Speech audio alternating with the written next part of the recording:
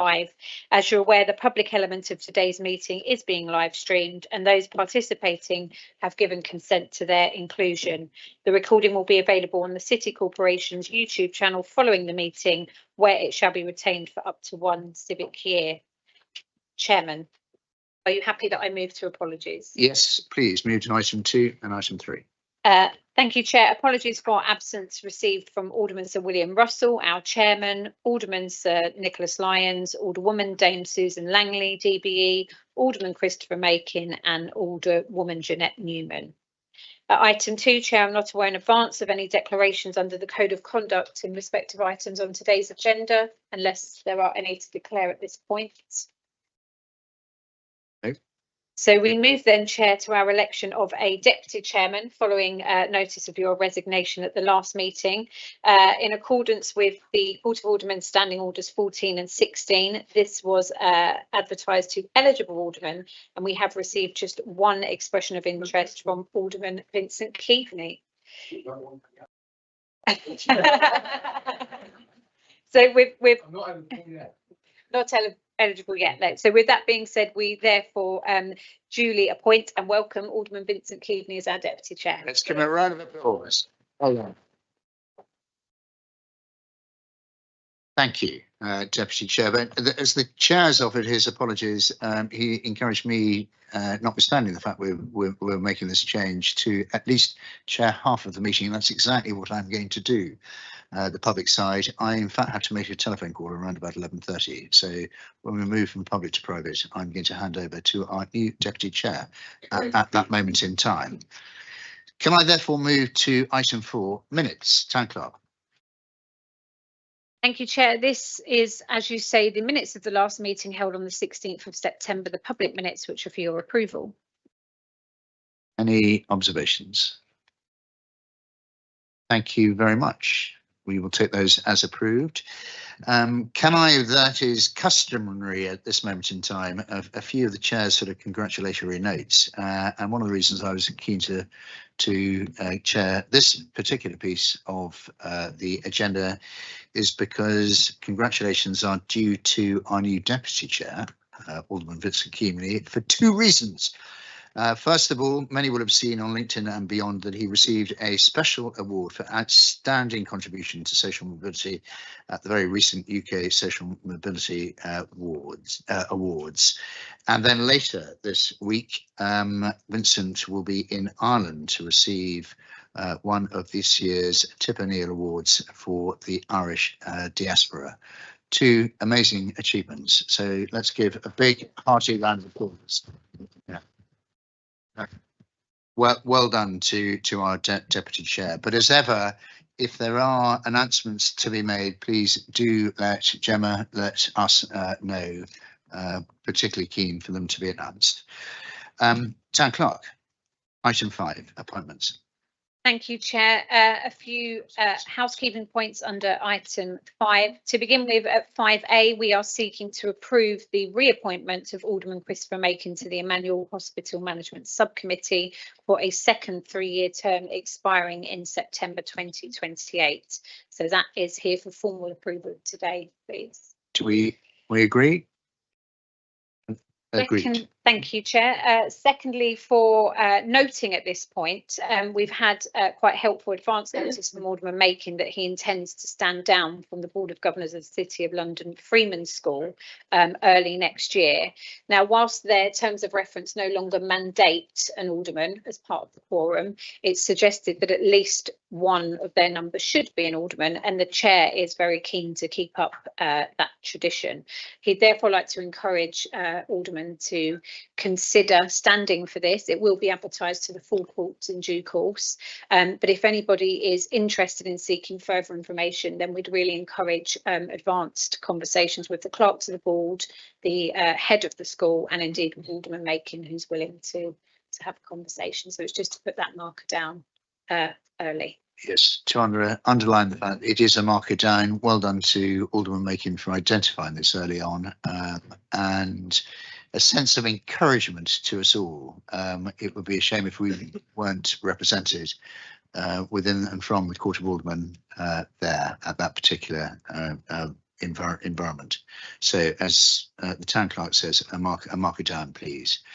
Which brings us on to item 6, and I'm delighted that in respect of the Innovation and Growth Quarterly Report that we are joined by both Damien and Daniel, who are going to give us an update, and a relatively quick update, but nonetheless there is a report which I'm sure we have all read.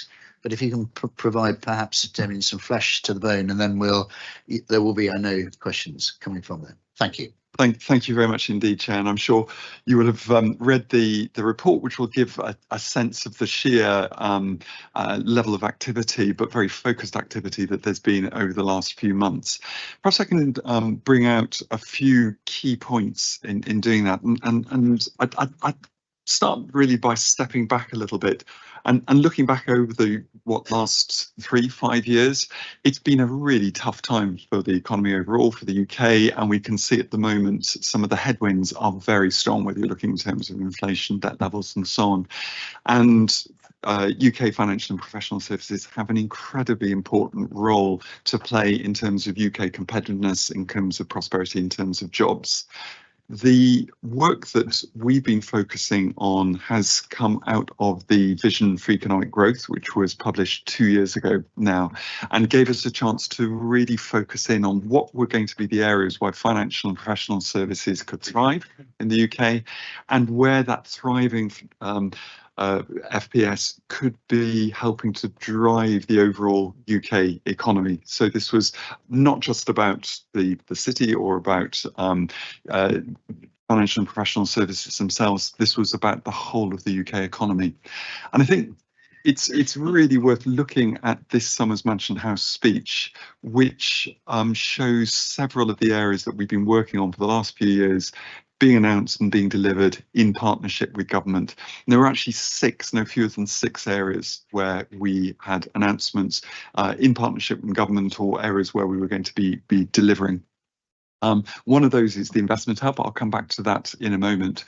But others were around next steps around the Mansion House Accord, the employers' pension pledge, which is all about employers promising that they will also align with the right kind of returns and investments that are needed for those returns. Fintech scale-ups, something that we're working with the British Business Bank on, a skills compact, with a particular focus on being ready for AI and how that is going to change the world of work, and the Transition Finance Council. So all of these are areas that we'd set out an intention to not just to work on, but to make a real difference. And I think this summer was a moment where we can step back and say, yeah, these are areas where there is a significant shift. That said, and the investment hub is a good example, actually it's all about delivery. It's the execution. So the investment hub, the concierge service, some call it, is a great example. We had the idea of this 2 years ago, wrote it up in the Vision for Economic Growth report. We've then been encouraging government in this direction. They finally accepted this approach. They put some resource in. You'll know that the corporations also put some resource in. But what's key to the hub is this. It's going to be a public-private partnership. It's going to be looking to make sure that there is not just resource from government, but that the regulators are there, that some of the potentially the legal firms and the consultancies are going to be there. And this is all about making sure that the UK has the same kind of seamless process that you would be experiencing if you were investing into some other key jurisdictions. Some of them not far away, some of them perhaps halfway across the world. I suspect we all have them in mind. But the UK can no longer simply assume that because we're a global centre, people will invest here. I think this is about absolutely ensuring that we are targeting the right kind of investment, and we're following up in as professional and globally competitive a manner as anyone else around the world. And the very good news is this is going to be announced imminently as a formal launch, very imminently as a formal launch, and that we already have some of the space for the hub just downstairs. You can come and see it next to IG. There is space for those staff to be working with us here in the city when they're on this side of town. Thanks very much, Chair. Do you want to say a tiny bit about the sort of leadership of it, who's running it, and the governance of it? You talk about the sort of public-private partnership and how it's governed. I do. There's going to be an announcement sort of by government in the next couple of days, and we're on public session. So maybe I'd be very happy to say that in non-public, if that's all right. Fantastic. Okay, and actually a thought for there might be some sense, given the nature of the importance of this and the engagement, the city's engagement for it and to it, that we invite the leadership team to join us at perhaps the next Court of Aldermen GPC. And I'm sure, having met with them only yesterday, they are super excited about this opportunity and recognise the role that all of us in this room will play, can play, should play in advocating and more for it here and beyond. Questions for Damien and Daniel? So look, thank you, Damien and Daniel. I'm on PNR, so I've had the benefit of seeing this in different incarnations, so I don't want to repeat all the comments I made in that. It might not be, again, for public, but how are we doing on the US side? It's such a critical market for us, not without its challenges, that filling that role in Washington is really going to be very important for us. So to the extent you can comment on progress, it would be great to hear an update. Very happy to comment on that in general terms. So we're in the midst of a process of appointments, a member-led process, and members have already looked at quite a wide range of potential candidates. Those are now being narrowed down. So we're looking at the next couple of months to be making an appointment.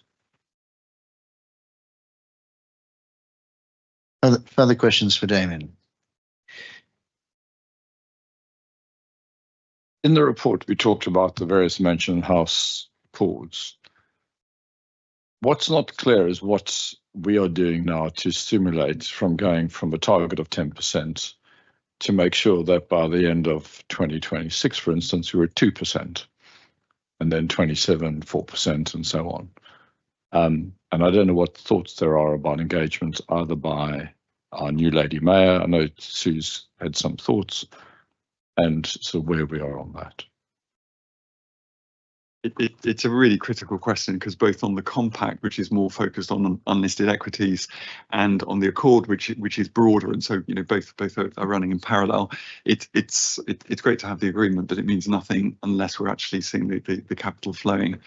So the first thing is we're monitoring from a baseline. It's the ABI who are doing the monitoring work, but we're working with them to make sure that year in, year out, we could see what the progress is and if it's happening quickly enough and effectively enough. And they're expecting to publish the first update, a second update actually, on the compact in a few weeks' time. So we'll see what the figures look like from the compact. My anticipation is, as ever with these things, we'll see some progress, but we would like to see some more. So what are we going to do to drive that happening more quickly? So we're working very closely with government, particularly around the pension funds and how we can implement. And that means bringing them together with some of the opportunities for investment. So whether that's around infrastructure, whether it's around the scale-up work, which we're currently drawing up with the British Business Bank. So there'll be a whole programme of work with the British Business Bank to bring together some of those institutional investors with some of the opportunities. But I think there is something about being a kind of smart matchmaker in this space. And as you say, Sue Langley, we've just come actually from a meeting with the trade associations, looking at exactly how we can drive this faster and further and faster. Vincent? Thank you, Chair. Damien, thank you very much for the report. There's lots of really great stuff in here as ever, and the team is doing a great job, as is the team in Mansion House. One question on the sustainable finance piece, which I know is one of those things very much in the news these days. It's caught up in the political maelstrom that sort of sits somewhere in the middle of the Atlantic, where we are with green finance and sustainable finance. And I just don't know whether perhaps you'd like to comment on how you see and what you're hearing in relation to London and its role around green finance, sustainable finance, the transition, and the work the Transition Finance Council led by Lord Sharma is doing. I was at the event, I represented the Lord Mayor at that event, which Chris Hayward spoke at as well in September, and I was really struck by just how much amazing things are happening that really aren't cutting through beyond the core transition finance community. They are relevant, and indeed most of the financial institutions that you talk to are still very engaged in this, but it isn't getting public cut through at all to any great extent at the moment. Thanks very much. I'd completely agree with that, and I was very struck accompanying the current Lord Mayor to Japan, Singapore, Hanoi, Beijing, that there is so much discussion of sustainable finance and growth industries, future industries. People may be talking about it in slightly different language, but actually the level of ambition, the flow of capital is very high, and they're not being knocked off course by things that may be happening elsewhere. The Transition Finance Council, for those who don't know, it's something that we provide the secretariat for. We get some secondees in from Accenture and others, but it's a team just sort of downstairs, and they've been working at pace and a degree of sophistication which is very impressive to put in place a series of building blocks which are going to be giving the market some real indications of what the framework should look like, particularly for some of those hard to abate sectors, cement, steel and so on. So this is really key work. I think one of the reflections, and this came up at the Competitiveness Advisory Board, is it will be great if we do a lot of that policy thinking, but it would be a terrible shame. In fact, I think this may have been a point that you yourself made, Chair, but it would be a terrible shame if we do the IP on the policy work and then others use that policy thinking in order to actually start making the markets develop and the capital flow.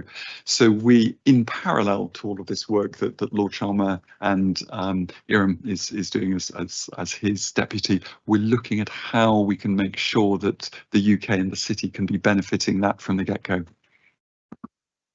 And there was a point about the strategic communications attached to all of that, which you might like to articulate, but it's a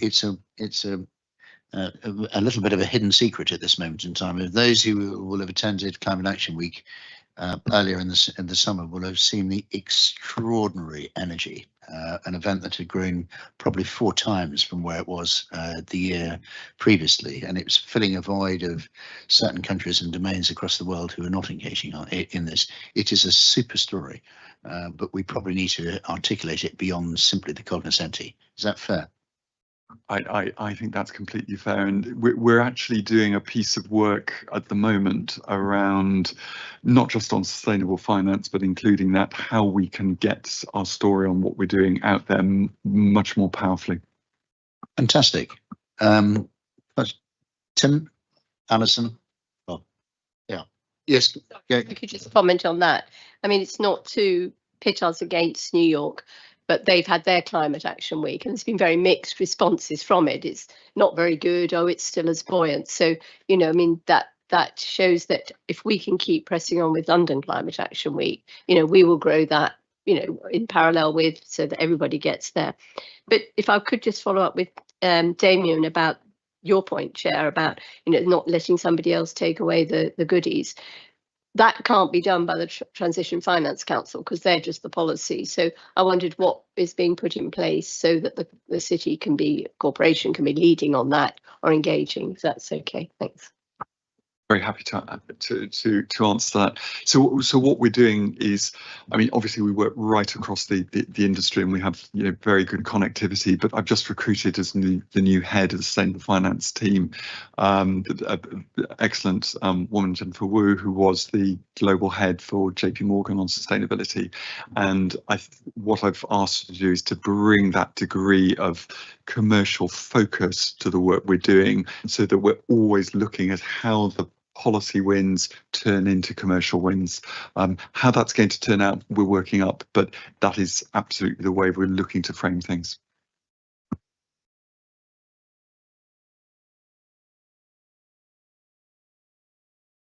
Use yours. Thank you, Chair. Damien, Daniel, lots going on, as we can see. Where are you having the greatest impact, where you would lean in and do more? And on the flip side of that, where should you be doing less, where you're having less of an impact and you can redeploy those resources?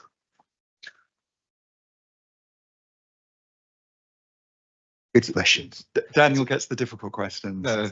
Thank you for that. If I take the where we should lean in more, we're beginning to look at a refresh of the competitiveness strategy. We've had that in place for 5 years. We then had vision for economic growth. It's clear that a lot has moved on, but geopolitically, but also, you know, if you think back 5 years ago, the pace of change around AI and digital markets, for example, is absolutely enormous. I think the opportunity around digital markets, AI, particularly when you look at the policy space between the US, the UK and the EU, and how we optimize where the UK is on that. I also think where we align that with the capital flow that Damien was talking about. So to take an example around, say, artificial intelligence and the promotion and deployment of that through financial services, what does that need? It will need data centers. Data centers need investment. Investment can come from the Mansion House Accord signatories. And it's being really cognizant about where the capital is coming from and where we want that to flow across and through the UK, and indeed out again in terms of the export piece.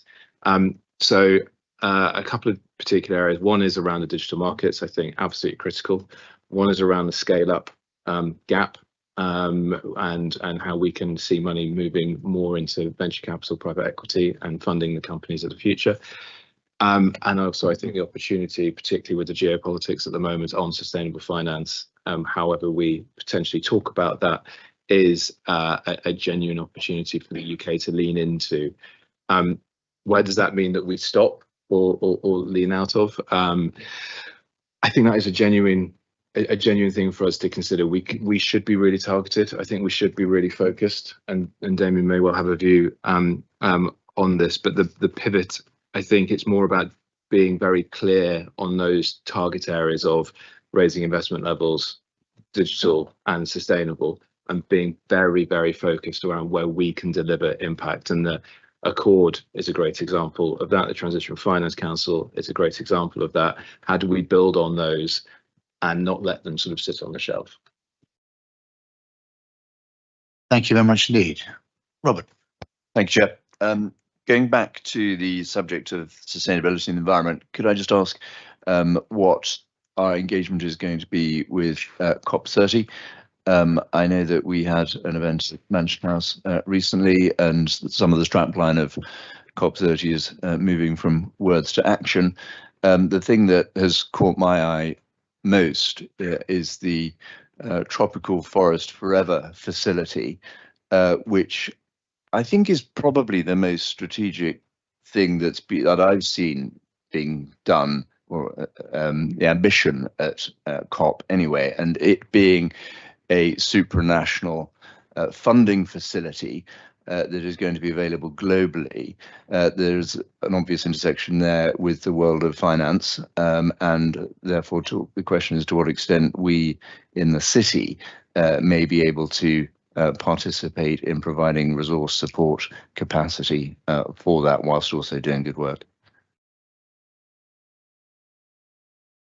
Thanks very much for that. So for COP30, which is obviously in Belém, but also there are going to be quite a lot of events we anticipate in São Paulo as well. We will be sending a senior officer delegation out in order to, particularly, I think the TFFF, which you mentioned, is going to be a key focus that we've been working with the Brazilian presidency on. I think one of the key angles that London can bring to this, I mean, there are many, but one of the key angles is going to be around insurance. So we're looking to run several events around the insurance input partly because clearly there are areas now that are just uninsurable, and therefore, what can be done to fill the gap, or does it mean that there need to be, a change in approach? But there are going to be other areas where actually London's ability to adapt and be nimble is going to be incredibly important. And so we see this as part of the joining the dots from Belém to Davos and then on to the Global Risk Summit that will be happening midway through next year. Fantastic. Greg. Thank you very much. It's just a point specifically that I raised in Common Council generally about how we communicate with our officers and all the wonderful things that you're doing. And we don't have an organogram. You mentioned you're just employing some, I didn't quite catch her second name, Yo, I think, Miss Yo. Woo, I didn't quite catch it.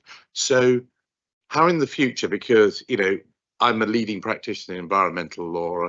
Yeah, I can tell you and bore the death on how we deal with cement and all of those things in carbon. But how do I communicate if when I was sheriff, I was running events. How do I communicate and know, other than pestering you, which isn't really, I think, an efficient way? Is there another level so I can actually know what we're doing, people we've got seconded, how I can communicate with them? Because it's really interesting hearing what's happening, but unless that's that communication, I still feel we haven't got right. It's picking up on what Charles has said, but it's not strategic, it's internal communication. It's quite difficult, particularly if you want people who are busy in their own lives, as we are, good people. It's got to be easy. It hasn't been that you've got to reside here, learn the secret machinations to get anywhere. So how can we make that better? So I'd encourage you because to get in touch with me directly, and I'll make the link. I mean, Jennifer's only been with us 2 weeks, so before that we wouldn't have been able to give you a name, and indeed. That's an example. I'm just giving. But more generally, we're really happy to make the links and make sure that the right conversations are going on. Okay, that's really helpful. Part of the problem is, I just say, we don't always know what you give a report and that's great, but you don't know that there exists an officer doing something that you can link with sometimes, and but I'll contact you directly and we'll see. But that's the thing, I would put the plea. I do think internally it's quite difficult for members to actually access sometimes some of the good work and sometimes support it. Maybe it's not useful support, but at least we can try. I think Damien has given a very clear answer that he's there to be communicated with and can direct you in the right to the right person. There may be some sense in whether you call it an organogram. You can come back perhaps the next time and give us a articulation of what the team is made up of. But I would encourage you to take up the kind offer of Damien, which I know for personal experience works very well. Excellent. Can we draw that to a close? I'm just final question. Just to say thank you and well done to you as a starter for 10. It's an excellent report and a very clear summary of what we're doing. And you made reference right at the beginning of the 6 announcements that we've had of showing the collaboration between City of London innovation and creativity alongside engagement with government. If we were to see you again in 5 years, what would be the 5 or 6 things we would see then? That's a great question. I think that the 5 or 6 things would be completely focused around how London, the UK, in terms of financial and professional services, has embraced and championed AI to become the core place to invest, scale up, grow firms around tech, digital. I think that is going to be absolutely the heart of it, but that will also sweep up with it issues like sustainable finance. So what does that mean in 5 years? It means that on every vector, whether it's around around skills, whether it's investment, whether it's around policy, that we've been absolutely focused in on making sure that we're competitive, particularly around tech and around sustainable finance. Excellent, good answer. Thank you. Well done to you and your team, and we look forward to receiving. We look forward to seeing you again on a quarterly basis. But if there is anything in the interim, we will look forward also to hearing the announcement vis-a-vis the launch of the investment hub, which is a super news story, as and when. And if we can give a sense of encouragement to get the team to come to us, ideally for the next meeting. I don't see any reason why that shouldn't be the case. They are buzzing with energy and very keen to engage us as a community. Chair Damien did indicate he'd stay perhaps the private session to unpick some of that. But I'm very happy to stay to simply the non-public session if you want us to sort of fill in the gap early on there. Why don't we do that then? That was a nice. But thank you very much to you.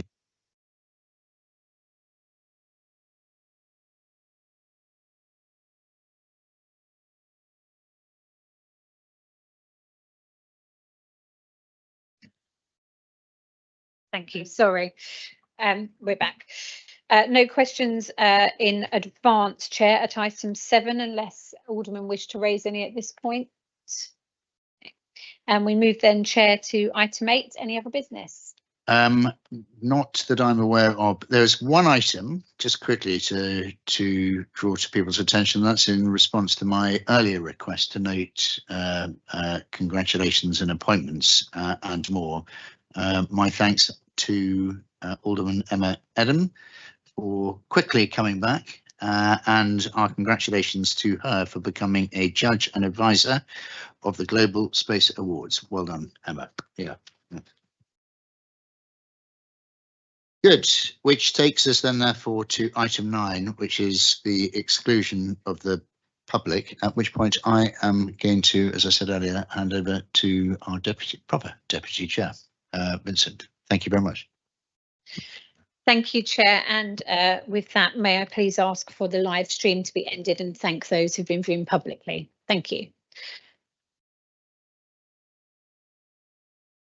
In the interim period while we're waiting